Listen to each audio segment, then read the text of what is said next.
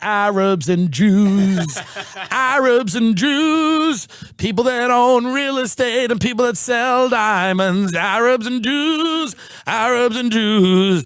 They don't get along, but they're not cops and firefighters, Arabs and Jews, Arabs and Jews. They're not pigs with flesh diseases like my Irish pig family. I will work for a Persian or a Jew. Arabs and Jews, Beverly Hills, tan or pale, I don't care, kind of cold. Do business with their family. If you fuck them over, you're getting sued. I love Arabs and Jews. I wish I was an Arab or a Jew.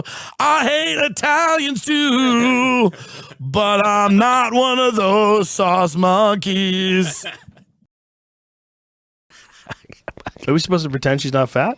Who? Who are we talking about? Who are we talking about? Have you ever seen Tim Dillon do his version of Meghan McCain? No. Oh, I'm going to get you something beautiful right now. Oh, really? I'm going to show you something amazing. What are you doing here? Watch this. Play it from the beginning and give me some volume.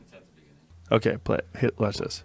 This is Tim Dillon. Before my father died, I had a baby with him. And it will be raised in captivity. It'll be raised privately to be the greatest politician that has ever lived. My name is Meghan McCain, and I'm on a news show called The View. And Donald Trump, that fucking riverboat casino captain, is talking shit about my father again. My father was tortured for 100 years for this fucking country. And he came back and he started 7 wars because he's a gentleman. Fuck you, Trump. I'm gonna wear my father's skin mask, and I'm gonna primary Trump from the right. Come on The View, bitch. If you're that tough, come on The View. You want it, Alessandro Ocasio-Cortez?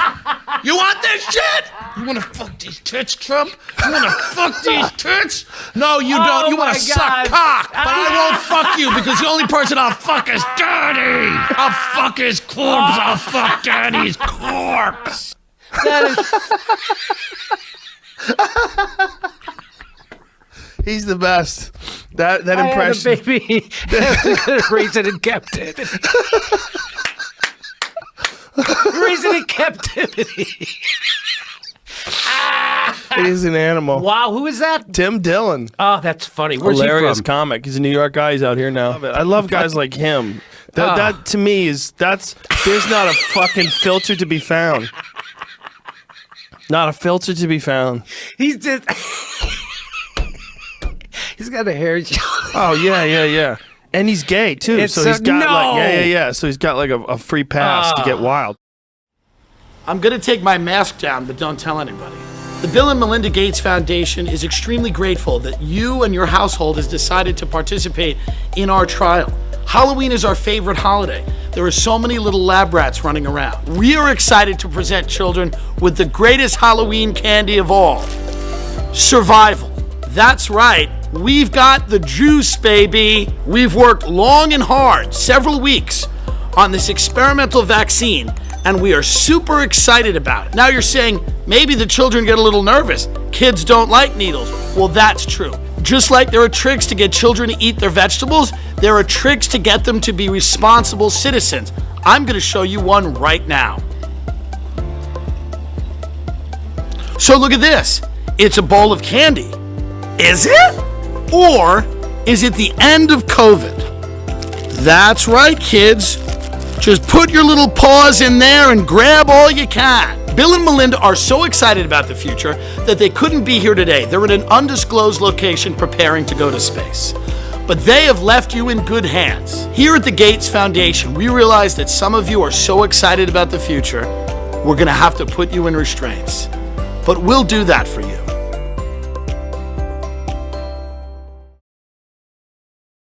They're a perfect conversation starter. You're sitting at the bar, you see an attractive lady or gentleman, and you go, hey, you know what I like to do? You know how I like to start a conversation? I go, look at my watch. Look at my watch. Let's do it. We're on a date right now. Okay. I've got a Vincero. I go, this is how I would start if we're having a date. Okay. Not a date. We're at a bar. Oh, okay. You know what I mean? Gotcha. I'm a virile, red-blooded American male, and you are a beautiful woman. Okay. Ready? Mm-hmm. Hey, look at my watch. Wow, that's really nice. It's a Vincetto watch. Look at it. Wow, it's a nice. Do you want to take a photo of it? No, I'm good, I think. This watch is stylish and bold, wouldn't you say? I guess, yeah, it's a nice watch, man. It is a nice watch. It's a beautiful watch. It's got over 23,000 five-star reviews on their website. Go and read for them yourself. What are you doing in town? Oh, there's a conference for. Keep looking at it. Oh, please keep looking at it while you yeah, speak. you have it. It's I'm in a town for a conference. It's a dentist. It's a dentist conference. We're all getting together for the. Do I have to keep looking at the watch? I would prefer it. Yes. We're staying at the hotel downtown. We're staying at the Ace, and this is making me really uncomfortable that I just have to keep. It's only making you uncomfortable because you don't have a Vincero. I have more watches in my hotel room. Would you like to go and see them? Yeah. See? Works. And that's the way she said, yeah, like, yeah. I feel like there are people that don't understand how much Magic Spoon has changed my life. You know, before Magic Spoon cereal, I was a cannibal. I've never even told you this. I didn't know that. I used to eat people. I would eat the skin of a person. I would cook it and eat it. And it's uncomfortable to discuss this. And a few of those people I killed, hookers and truckers, and I would cook them. And I would eat their flesh, which was keto, technically. Maybe not. I think it was. Some of them had sugar in their blood, probably. But when I tried Magic Spoon cereal, I stopped doing that. I stopped murdering whores and eating them. And I started eating Magic Spoon cereal. And I went to the police and I confessed. And they refused to put me in jail because they said, hey, white guy. That's what they called me. I said, I just killed a bunch of whores and ate them. They said, hey, white guy, we all have moments in our life we're not proud of.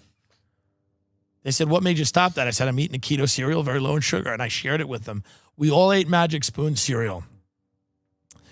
And they helped me. Magic Spoon cereal is the official cereal of the police. So if you support the cops, support Magic Spoon cereal. A dollar from every box of Magic Spoon cereal is donated to Derek Chauvin's legal fund.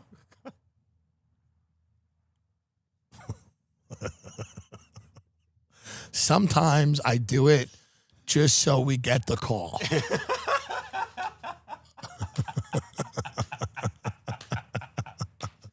Because sometimes we're bored. Yeah. Airbnb is really disrupting real estate. And I know a lot about real estate. I just did a little fake business. Now, you know that I do this. A lot of the audience don't know that I do. I do fake business. I call up realtors all day when I'm bored, and I pretend I'm a realtor and that my client is very interested in their property, and I ask them lots of questions about their property. I just did it with a commercial property on Palm Canyon Drive. I said, hey, this is Tim. I have a client of investor that's really interested in the property. What are we looking at per square foot? And what are some of the local restrictions we should know about? And, you know, these whole things, they go into this whole thing. They go, well, you know, they don't want a coffee shop in there because Starbucks, there's a competing business clause. So Starbucks doesn't want a coffee shop. This is how the corporate takeover of America is, by the way, because when Starbucks moves into an area, they go, yeah, we don't want some independent coffee shop opening. Not all areas, but a lot of them. We don't need somebody slinging lattes for less than we are. So the guy goes, well, there's a Sprint store, so we can't do a competing business, blah, blah, blah. And we talked about it. There's a lot of parking behind. I said, thank you. I said, I have an investor, but he's very concerned about, you know, the competing business clause and everything like that. And I was on the phone with this guy for about 10 minutes. And he said to me, oh, Tim, that's cruel. Their time has value. No, it doesn't. And I will continue to do fake business because I like doing fake business. It's one of my favorite things to do. I like to call people and I like to lie about who I am and what I do. And then I like to see how they conduct business because on their end, they're conducting real business. I'm conducting fake business. Now, never the two shall meet. We've gotten to the point where one of my clients who doesn't exist was almost going to put an offer on a house. This was last week. I've been on the phone with this realtor for like 45 minutes, 3 times in a row. I've had to block her finally. She doesn't know what happened. Sometimes I have to block the people because fake business gets very intense. Fake business, people start drawing up contracts. I mean, she was calling appraisers. She was going to have inspections done. I was representing a very motivated overseas client. Now, sadly, that client died of coronavirus before we could go see the property. That's not my fault. And I tried to explain that to her, but she was kind of confused and started saying, oh, this, blah, blah, blah. Are you real? Is this real? Cops, FBI, whatever, blah, blah, blah. Blocked. I'm helping train these professionals. Do you understand? Yes or yes? By calling them, people need practice. So this schmuck over there on Palm Canyon, I did use my real name, by the way. Like, this is Tim Dillon. And sometimes I make up a firm name. Sometimes I use a real firm name. Sometimes I just say, this is Tim Dillon with Futures. He goes, what? And I go, Futures Investment? And he goes, okay. You just go, okay. I go, yeah, all right. I go, yeah, you got a commercial listing on Palm Canyon on the corner. I'm wondering what we're looking at price per square foot. What's the parking in the area like? What's the competing business clause? Well, any local restrictions we should know about? I have a team of investors that are looking to expand into this area. Many of them, sometimes it's a franchise, sometimes not. But I'm just, it's an investment group. They're very interested. They love the visibility of the location. Oh, he goes, it's a great location. So they love the visibility of the location. And see, right there, we're beginning to do fake business. Because then he goes to his wife and he goes, hey, I just got a call from a guy that may be interested in this. And then he tells his secretary, and then he tells his partner. So I'm in, and I'll give him a follow-up call later tonight. I'll have 10 more bullet point questions before I bring my investors. And I do this. Now, a lot of people, I was explaining to someone at dinner that I do this. And he goes, it's horrible. I said, why? Doing fake business. They go, why? I said, I like doing it. Because I don't have a real estate license and I can't do real business, but I at least can do fake business. They said, that's pretty sick. I said, maybe you're sick because I want realtors to get the best professional. You golf a lot, right? Mm-hmm. When you golf every day, are you better at it? Yes, absolutely. Now that doesn't matter. Now, even that includes going to a driving range. Sure. Right. Correct. Right. Sometimes I see golfers swing clubs in their backyard. Mm-hmm. Helps. Doesn't matter if it's real or fake. What matters is that this guy's going through the next guy to call him might be real. But I'm going to beat that guy out. I'm going to do a competitive offer because I conduct fake business well. And many people don't. A lot of people do things. People go on fake diets. I've done a ton of them. People do all kinds of things that aren't real. People are fake comedians. Mm-hmm. They pretend to be a comedian for a decade and impoverish themselves and live on a floor and walk dogs. Fine. That's all. When you go home to your family for Thanksgiving and you go, I'm a comedian, they're eating and they're like, no, you're not. You're a pretend comedian. You're a fake comedian. Right. I am a fake real estate investor, and I will continue to do fake business. So if you get a call from a guy that sounds like me, just be forewarned. The deal's not closing. The deal's not closing. I have an interest in presenting myself. I have a lot of clients when I do fake business. They're very busy. Many of them are overseas. They cannot handle. I mean, we should probably get the phone, do a little fake business right now. Maybe we get our phone. Can you get the phone? Let's do a little fake business. Because I don't think people understand what I bring to the table and how good I really am. Is that my phone? Yeah. Let me call this guy back. How do we get him in the Roadcaster? Is he in the Roadcaster?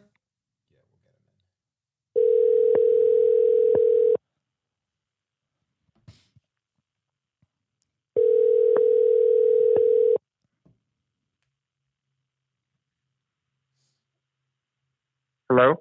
Hey, Adam, Tim Dillon, how are you? We spoke about the property on Palm Canyon a few minutes ago.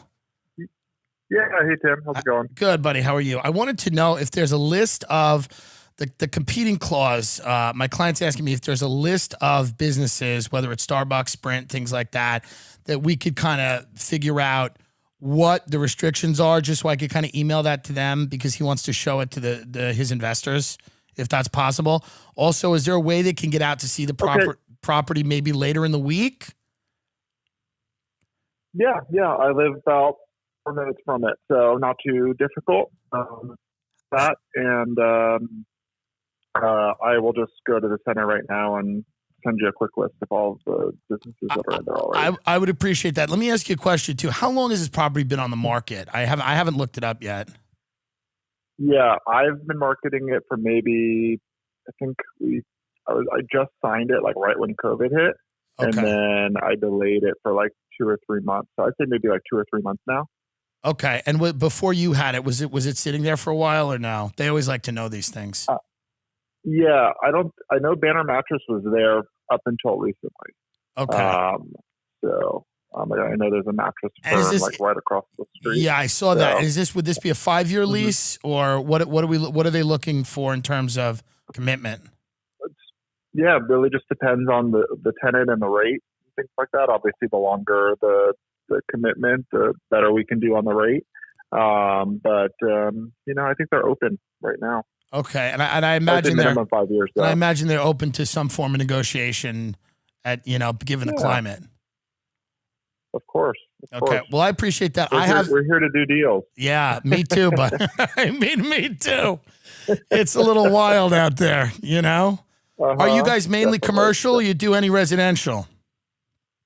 I do a bit of both. Okay, good. Yeah. You got to be kind of a generalist out here. So. I agree. Yeah, a lot of people are starting to get interested in this area, and I think it's because LA's had a lot of problems, and a lot of my clients. I do business primarily in Los Angeles, and a lot of people are starting to look at this area, and a lot of them are excited about maybe jumping into something here. Because the high season, I imagine it's January through June.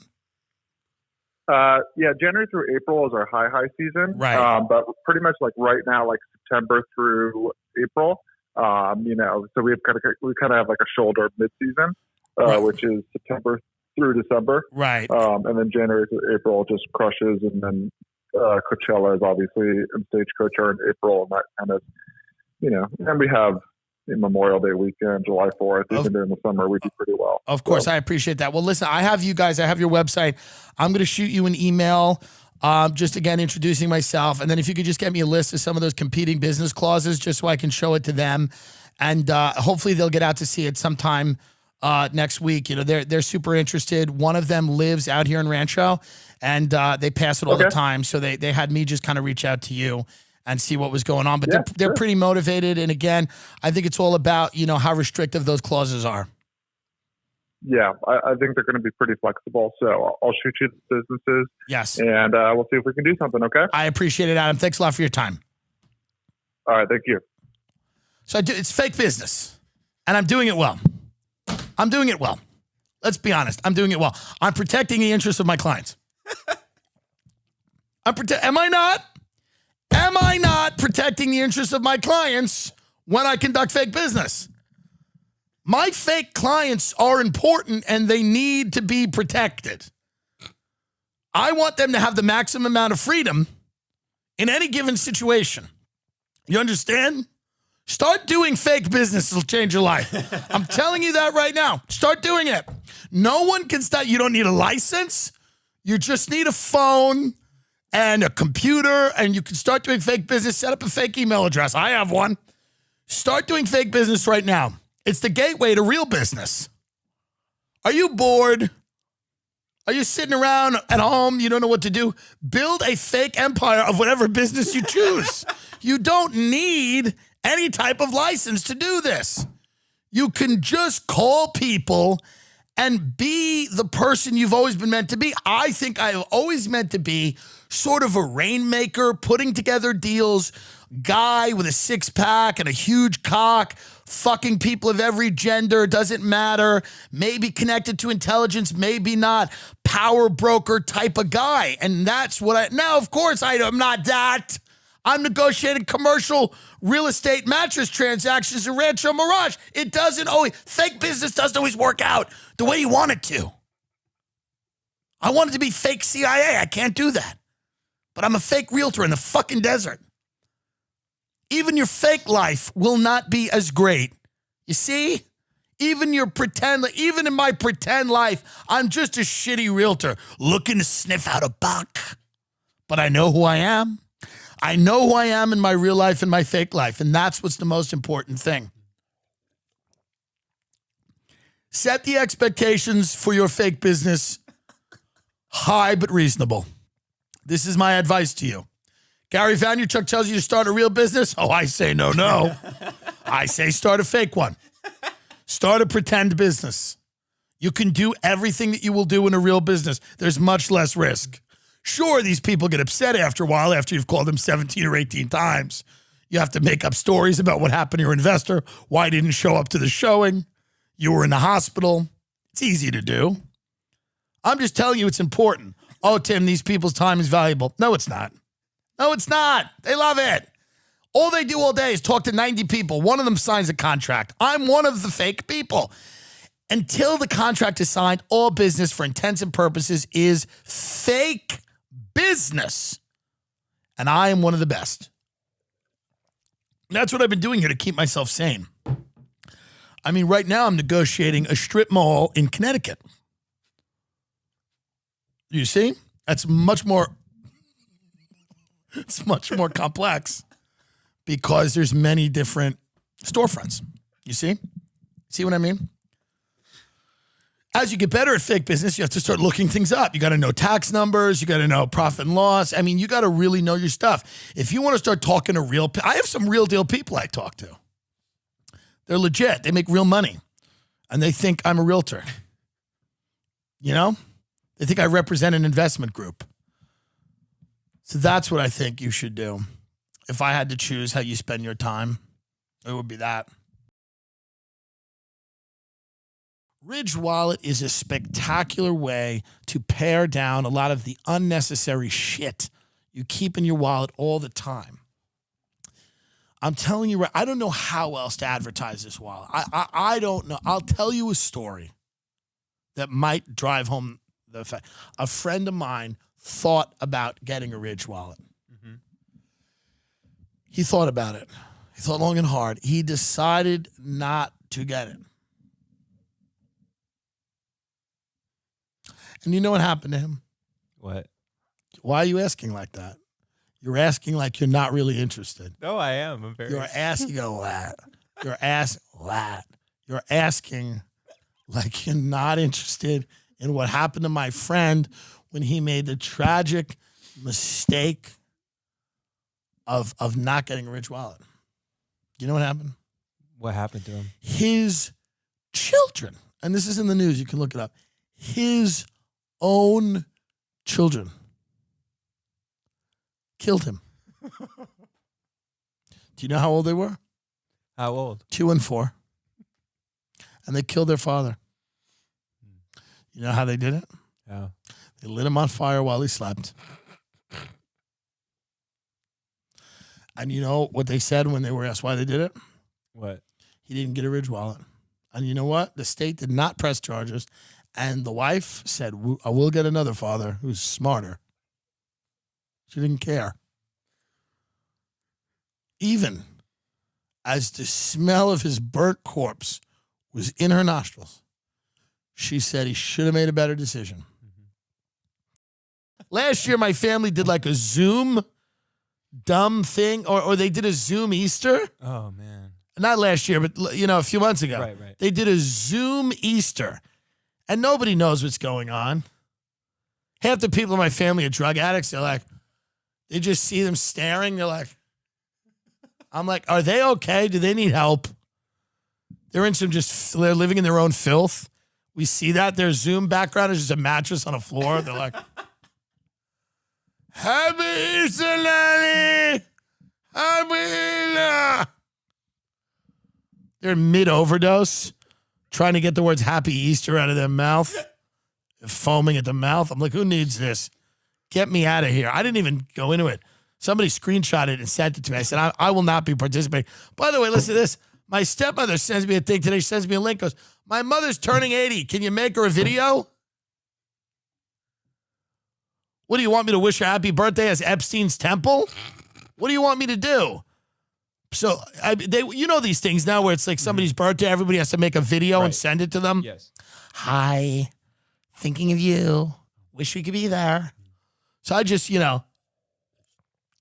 I have my glasses on. I'm like, hey, Dorothea, we love you. Stay strong. I said, stay strong. Like the woman has cancer. Right. It's just her birthday. My black glasses on. I'm like, Dorothea, I love you. Stay strong. Better days ahead. This is what I say. I don't even realize what I'm saying. I go, stay strong. Like literally she got diagnosed with a disease. I'm just wishing her happy birthday. She's actually in great health. Probably in much better health than me. Imagine that a fat guy telling you to stay strong. Right. Like I look like I'm literally dead and I'm like, Dorothea, stay strong. Better days ahead. I go, better days ahead. And then I go, stay safe. And then I swear to God, I go like this. I go, see you on the other end. And then I finally say, happy birthday. It's the most cryptic and disturbing message. I didn't know what to say. And then I'm like, done. And then I just hit send because I didn't want to edit it. Right. So literally the whole video is, hey, Dorothea,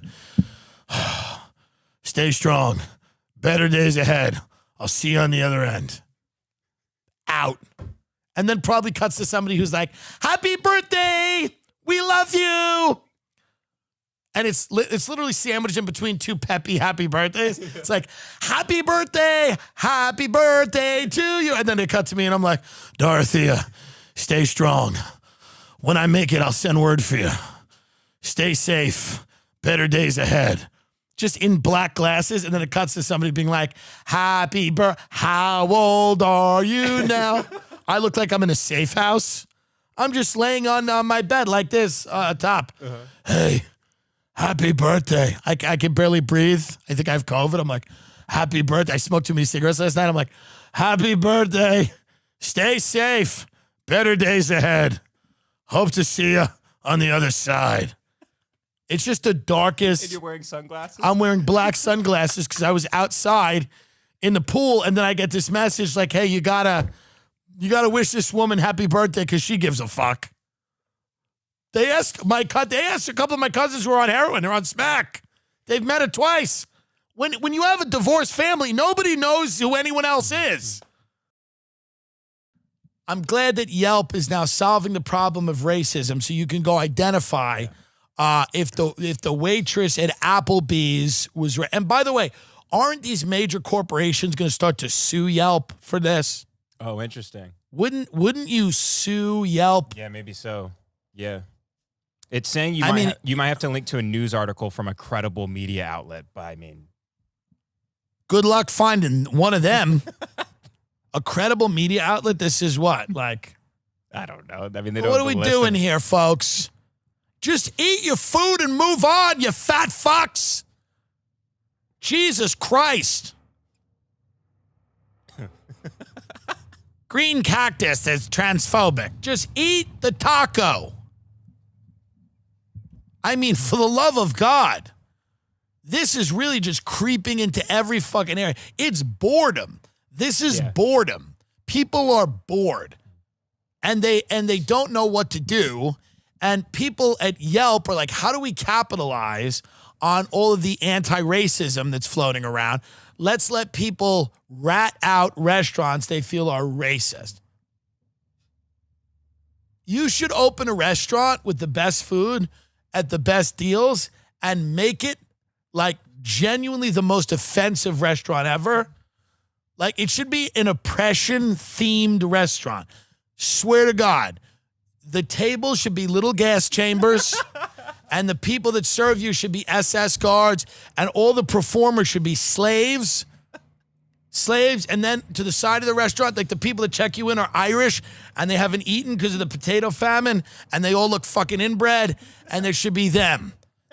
And then there should be a back garden of the restaurant called the Gaza Strip where you don't even get food. They just throw the leftover food they found on the floor, they throw it at you. And if you try to get water, they hit you with a stick. And if you price that restaurant fairly, people will go. If the food is good and it is priced fairly, I will straight up look at Ben and go, we're going to Nazi slaves tonight. We're going to Nazi slaves. You know I like the buffalo chicken wrap because it's nice to use the chunky blue cheese. We're going to Nazi slaves. So I don't care if it makes you feel uncomfortable. And we're eating in the back garden of Gaza Strip because of COVID-19. That's what they should fucking do. I mean, if I was a billionaire, I would just open the most offensive restaurant known to man and see what Yelp did with that. How do you like this, Yelp? Christ on the cross would greet you and say, hello, welcome to the restaurant. And then you know what you would do? You would pin a nail in Christ's hand and we'd have a burger, a really big burger. And if you ate the burger, you would get to assassinate JFK. Like we'd have a fake JFK and you could shoot him and then he'd splatter and then one of the waitresses pretends to be Jackie. And we'd put you on the wall and you said, you finished the JFK burger and I killed Kennedy. And you'd have a big smile on your face. The desserts would be 9/11 themed. The most offensive restaurant known to man just to fuck with Yelp. See what happens. I mean, just crazy bad. Just crazy bad. We would hand out crayons and pieces of paper to the kids, but only if they drew Muhammad. Do you understand? This restaurant would last maybe a month. In a mature country, this would be a hilarious restaurant. Yeah. In a mature country, this would be hilarious. If we were a mature country. You should be able to go out and eat a meal in a restaurant that makes fun of genocide in a fun way. Now, I guess I understand the argument against this type of restaurant too. I'm not saying that I don't understand that, but I'm just saying it's something to consider. Okay, as the only gal on the panel who held up a Boston market this weekend, I'm going to talk a little bit about guns, okay? A lot of people in the media have never shot a gun, and they've certainly never masturbated with one. They have no idea what the fuck they're talking about. Beto O'Rourke, my gun's not for sale, but my pussy is. And the price is P.F. Chang's. My father and his friends used to hunt me in the backyard. I would run around and they'd shoot at me. And my father said, if we hit her, the only thing that's going to come out is whipped cream. He was hilarious. The AR-15 is the most popular gun in America, and it's the only thing that's ever made me come. I like guns, and I put them in my pussy. You don't tell me what guns I can own or what people I can own. My father was tortured. He'd never deny anyone else's right to kill. The only one who can take my guns away is Daddy. If Joe Biden tries to take my guns, I will fuck him right out of my house. Uncle Joe, respect me. My mother used to say to me, Megan, you should look more like an AR-15, skinny. And now I have 7 personal trainers and 3 of them have killed themselves. I killed Jeffrey Epstein.